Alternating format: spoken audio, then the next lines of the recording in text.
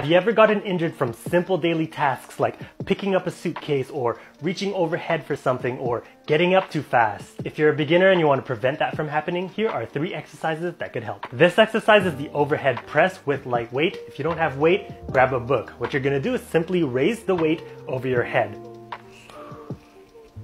This is a movement that you don't do regularly, but it's really important that you practice it because when you do need to do it, let's say you're changing a light bulb, you're doing some renovations, or you want to lift your kid over your head, you really don't want to get injured doing that. Bend your knees slightly and keep that core nice and tight. Next, we're going to do some single arm farmer walks. Grab yourself a weight. I'm using my hiking bag, but you can use a dumbbell or a bucket, whatever you want really. Hold it in one hand and walk back and forth across the room. When you reach one side of the room, switch arms.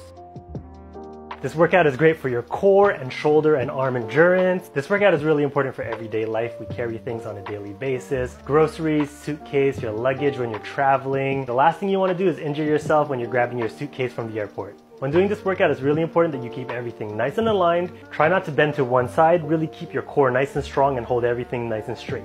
And 3, we got the classic sit to stand. This exercise is really important for everyday life. It's something that you're going to be doing for the rest of your life, so it's really important that we practice it. Control yourself on your way down, and when you get up, you're going to drive and push from your heels.